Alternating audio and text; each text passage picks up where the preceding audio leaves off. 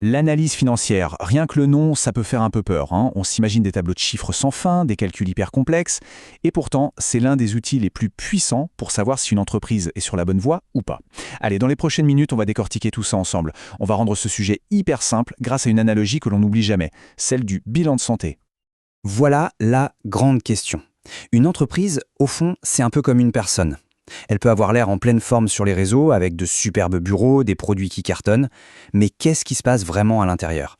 Comment savoir ce qui se cache derrière la belle vitrine?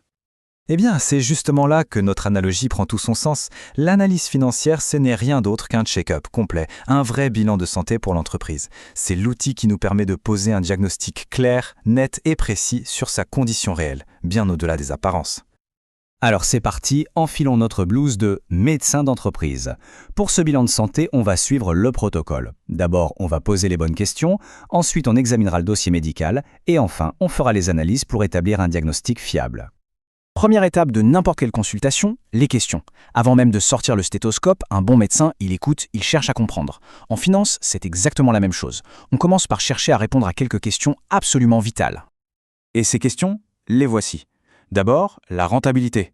Est-ce que l'entreprise gagne de l'argent? C'est le cœur du réacteur, c'est la base. Puis, la solvabilité. Est-ce qu'elle peut payer ses factures à la fin du mois? C'est sa capacité à survivre au jour le jour. Ensuite, la structure financière. Qui finance la boîte? Les fondateurs ou les banquiers? C'est une question d'indépendance et de risque. Et enfin, la gestion. Est-ce que les ressources sont bien utilisées? Ça, c'est le signe d'un bon pilotage. Bon, pour répondre à tout ça, notre analyste docteur a besoin d'accéder au dossier médical du patient.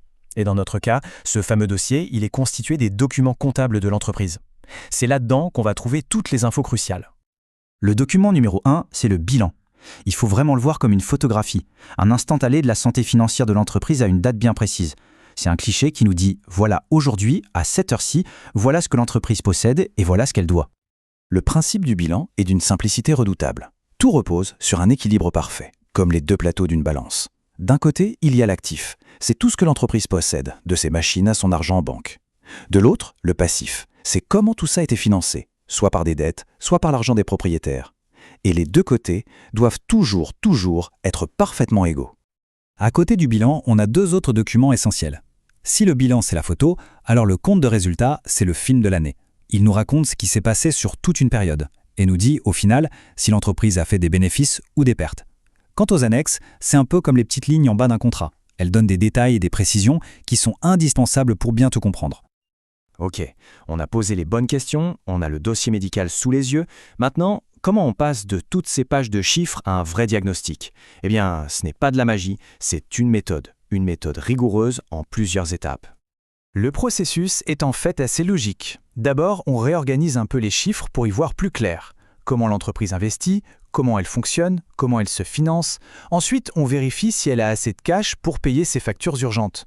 Puis, on plonge dans le compte de résultat pour voir d'où viennent les profits. Et à la fin, pour synthétiser tout ça, on utilise des indicateurs clés, les fameux ratios. Et là, on arrive au cœur du sujet, les ratios.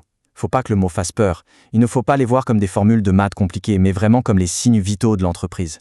C'est l'équivalent de la pression artérielle, du rythme cardiaque ou de la température pour un être humain. Ça nous donne une mesure rapide et standardisée de sa santé. En gros, chaque type de ratio est comme un capteur qui répond à une question très simple. Les ratios de rentabilité, c'est le thermomètre. Est-ce que le moteur tourne bien et crée de la valeur? Les ratios de liquidité, c'est le tensiomètre. Est-ce que le sang circule bien? Est-ce qu'il y a assez de cash pour le court terme? Et les ratios d'endettement, c'est l'analyse de dépendance. L'entreprise est-elle autonome ou sous perfusion des banques? Bon, en conclusion, pourquoi est-ce que ce bilan de santé est si important? Ce n'est pas juste un exercice de style pour les comptables, loin de là. C'est un outil stratégique absolument fondamental, avec des conséquences très concrètes. Au fond, tout ce travail n'a qu'un seul et unique but, aider à prendre de meilleures décisions. Est-ce qu'on doit investir dans cette nouvelle usine? Est-ce qu'on peut se permettre d'embaucher? Une analyse financière solide, ça transforme une simple intuition en une décision éclairée. Une décision qui repose sur des faits. Et cette analyse, elle ne sert pas qu'aux dirigeants. Bien sûr, ils l'utilisent pour piloter, les investisseurs pour savoir où mettre leur argent et les banques pour décider de prêter. Mais elle est aussi super importante pour les employés qui veulent s'assurer que leur boîte est solide. En fait, ça concerne tout le monde, dont l'avenir est lié de près ou de loin à la santé de l'entreprise. Alors, pour finir, une petite question pour la route. Après ce rapide tour d'horizon, si on devait ausculter n'importe quelle entreprise, quelle serait la toute première question à poser pour se faire une idée de sa véritable santé?